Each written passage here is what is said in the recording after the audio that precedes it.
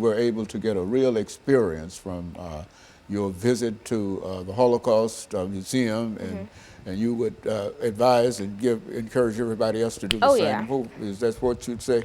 And I forgot to mention the first floor and the very last floor of the Holocaust Museum says the Hall of Remembrance, and there's an everlasting fire, and it's always reminding you to remember. And of course, let me encourage you to tune in again next week to another informative edition of Comments.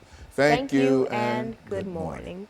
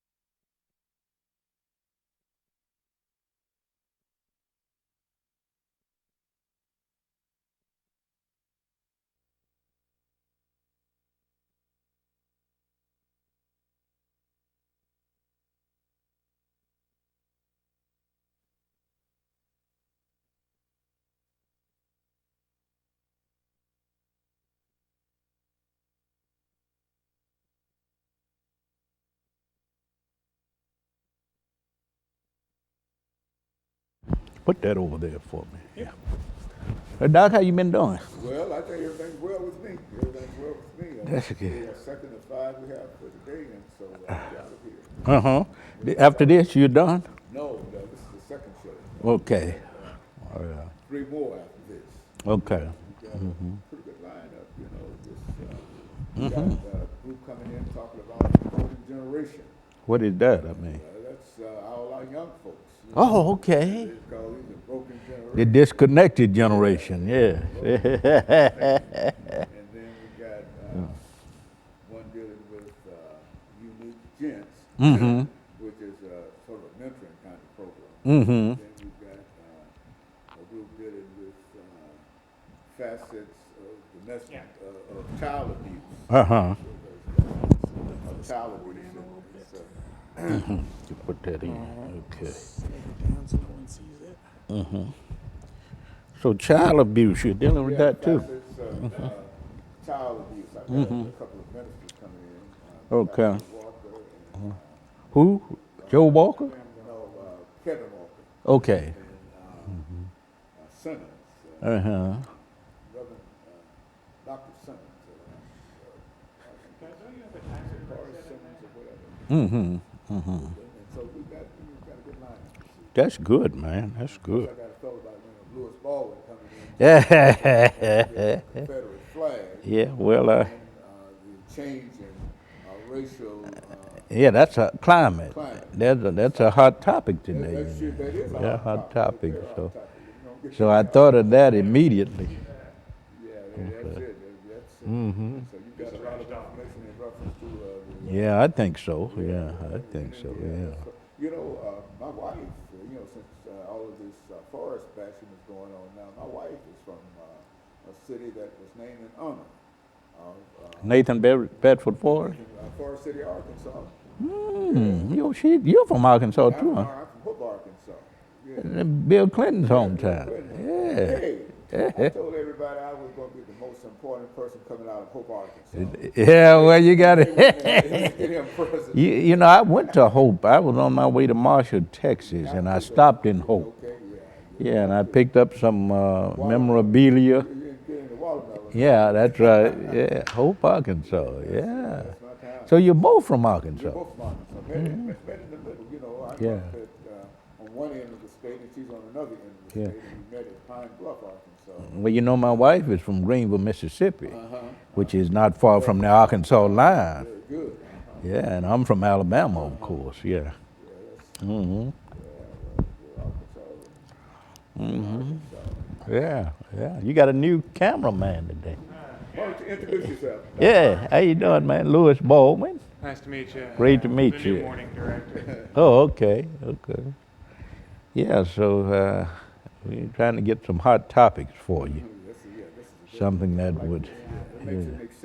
You know, that makes sense. soon after that massacre and the removal of the flag in South Carolina. What's going on out on 65 North? I mean, Highway 65 with. Well, I've been reading some things. I'm not Have you sure. never seen that far? I've seen it. Oh, yes. I go to Birmingham a lot. Yeah, you can't Alabama, go- you can't. can't It's go on the to- left-hand you go- side. Yeah. Where is that located at? That's right off Harding Place. Yeah, that hiding place. Yeah, you got Harding Place. Forrest on this horse with all these Confederate flags around him. Yeah.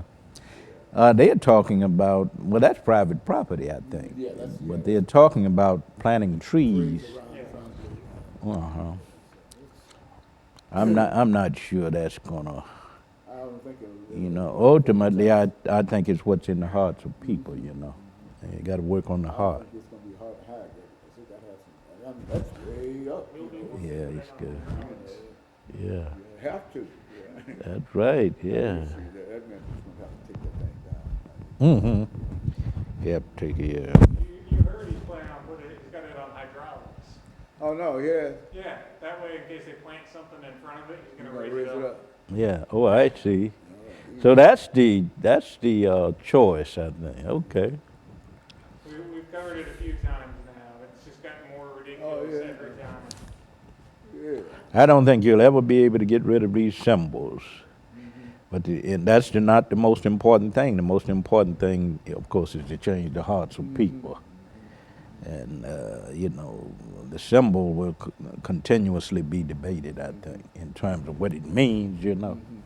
So, yeah. Yeah, we're trying to get rid of the Confederate flag, and I think you got some information in reference to it. Too. Yeah, talk about I think we History should of talk it, about the origins of Yeah. it, how it developed as a symbol, and then talk about the civil rights movement, how it was used in that time. That's And then end with where we're going in the future in terms of the debate over this symbol. You see, and I think that's well, a good way to go. yeah, that's the best way to go. You know, you all know since you spent 30 years at Vanderbilt University teaching religious history. Yeah, plus I taught Southern history and Southern religion History, yeah, you all and have some idea. Southern about religion what's and going on. culture for almost 30 years at Vanderbilt, and I grew up in the demonstrations. I saw the Confederate flag all the time, as a, you know, as a part of my involvement in the civil rights You demonstration. might have a little information. So I know about the history of it, and yeah. What did they say? It takes 10,000 hours to make you an expert on something? Say that again. It's 10,000 hours to make you an expert on something? Well, I guess so. 30 years might have gotten you on that. Well, 30 years, and I'm almost 66 now, but Born in it. yeah, when I was a student demonstrator, Confederate flag was a persistent symbol. We saw it all the time, and I'm sure you saw it in Arkansas. Oh yeah. As a matter of fact, it's part of our flag. Yeah. In Arkansas. The Klan used to have a Christmas rally. I don't know if they had it in Arkansas.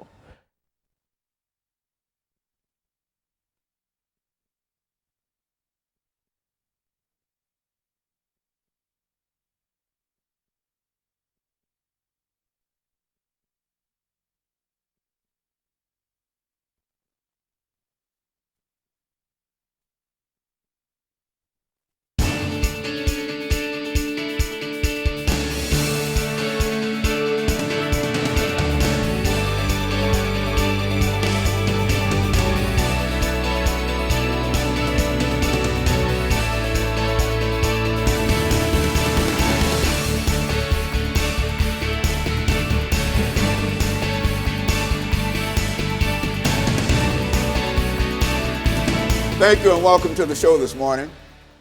The topic this morning is the Confederate flag and the change in racial climate in the South. And we have with us this morning to talk about the Confederate flag and change in racial relations and the change in racial climate in the South, Dr. Louis Baldwin. Dr. Baldwin, let me welcome you to the show this morning. And, thank you. I don't think we have to say that much about who you are to members of our audience this morning. You've been with us, since the very beginning. About 30 years. About 30 years. Yes, And you've been right here, and we've been through all of these various topics together, everything from James Earl Ray, the assassination of Dr. Martin Luther King, and just about every topic. And Malcolm X, and about anything that you can mention dealing with the American experience. I want to thank you for that. Thank you so But before much. we do that, Dr. Baldwin, let's have you to give our audience some information about your background, your education, and some of your experiences during this first 6 minutes. Okay. And then we'll talk about the Confederate flag after we come back. Okay. During the